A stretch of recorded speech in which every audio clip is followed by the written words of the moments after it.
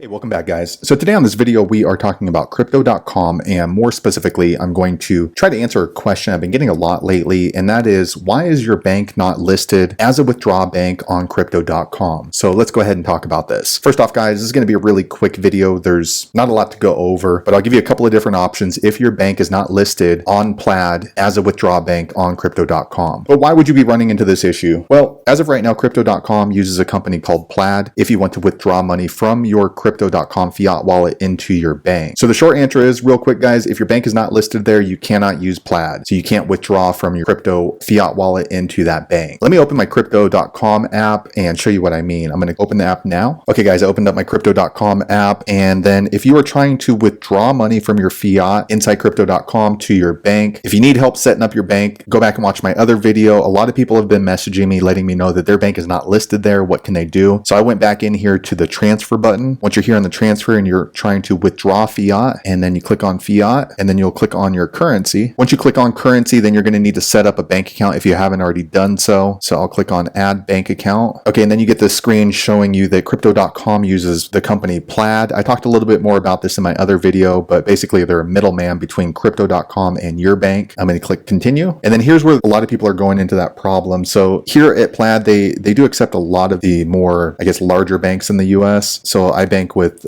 Chase and Wells Fargo. Bank of America is a real popular one. But I typed in another one of my banks called Westcom. It's a credit union, but if you type in Westcom, it doesn't show up. So a lot of people are running into this with their maybe regional banks or smaller local banks, things like that. So they're asking, what can you do? Well, first off, you can't use this bank. So the thing is with Plaid, they are a kind of like a third-party vendor, and they have to set up an agreement with each one of these banks. What those agreements entail, I'm not too sure, but I'm sure there's a hefty privacy policy, liability policy, all kinds of different things that they need to negotiate. And sometimes the banks decline Plaid, say, no, we don't want to work with your system, or maybe their computer system doesn't work with Plaid, their IT infrastructure, whatever the case is. At this point, they don't use Plaid. So you cannot use your bank if it doesn't come up here on the search feature. So how do you get around that? Well, the first and most obvious thing is you can open up a bank at one of these other ones right here, one of the larger corporations. So that's kind of annoying because you have to open up another bank, which is not really ideal, and it's not an immediate process. But what a lot of people have been telling me they are doing is they're sending their crypto from crypto.com into another platform that is designed to withdraw funds easier. So for example, if you have Bitcoin in your crypto.com, instead of cashing it out in fiat and then sending it to your bank, what a lot of people are doing is sending their Bitcoin from crypto.com into, let's say, your Cash App or into your Coinbase. And then once it's in that platform,